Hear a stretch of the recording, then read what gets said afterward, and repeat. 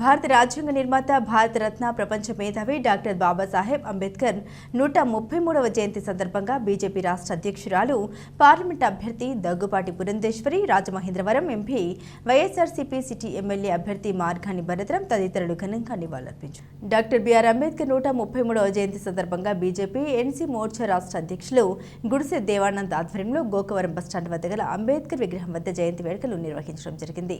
ముఖ్య అతిథులుగా BJP, TDP, Janasena ఉమ్మడి పార్లమెంట్ అభ్యర్థి దగ్గుబాటి పురంధేశ్వరి, రాజమండ్రి సిటీ ఎమ్మెల్యే అభ్యర్థి ఆదిరెడ్డి వాసు, జనసేన నగర అధ్యక్షులు వై శ్రీనివాస్, బీజేపీ రాష్ట్ర ప్రధాన కార్యదర్శి సాగి కాశీ విశ్వనాథ్, బీజేపీ జిల్లా అధ్యక్షులు బొమ్మల దత్తు, రేలంగి శ్రీదేవి, జిల్లా ఎస్సీ మోర్చా అధ్యక్షుడు దున్నె సుమన్ బాబు, చట్రగడ్డ రాజశేఖర్, రొంగల గోపి, పియు గంధర్, అడెబాల రామకృష్ణ, నర్సిపల్లి హారిక, మద్దిపాటి రజని తదితరులు పాల్గొన్నారు.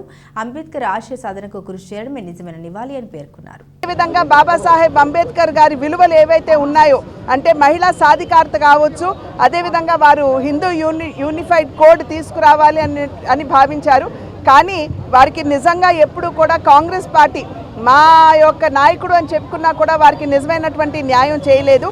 బాబాసాహెబ్ అంబేద్కర్ గారికి భారతరత్న ఇచ్చింది అంటే అది వాజ్పేయి గారి నేతృత్వంలో ఉన్నటువంటి భారతీయ జనతా పార్టీ ప్రభుత్వం అని చెప్పి గమనించాలి.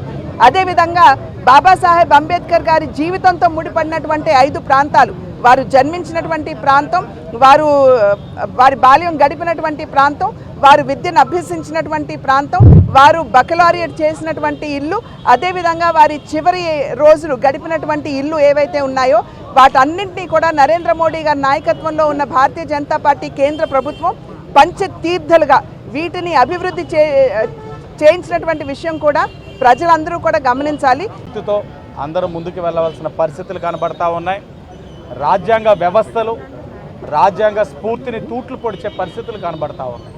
తప్పకుండా ప్రజల్లో మార్పు రావాలి. ఆయన యొక్క ఆలోచన విధానంతో అందరూ కూడా స్ఫూర్తిదాయకంగా ముందుకు అడుగులు వేయాలి. రాజ్యాంగ వ్యవస్థల్ని, రాజ్యాంగ స్ఫూర్తిని కాపాడుకునేందుకు ప్రతి ఒక్కరు కూడా కృషి చేయాలని, అలాగే ఈరోజు రాజమహేంద్రవరం సిటీ నియోజకవర్గంలో పురంధేశ్వరి గారు, అలాగే మా పార్టీ నాయకులు, బహుజనులు అందరూ కూడా ఆయనకి ఘనమైన నివాళులు అర్పించి ఆయన యొక్క స్ఫూర్తితోటి మేము అందరం కూడా అడుగులు ముందుకు వేయాలని ఒక ఆలోచనతోటి వెళ్తూ ఉన్నాం. తప్పకుండా దాన్ని అందరూ కూడా ముందుకు తీసుకెళ్లాలని ఆశిస్తూ ఉన్నాం.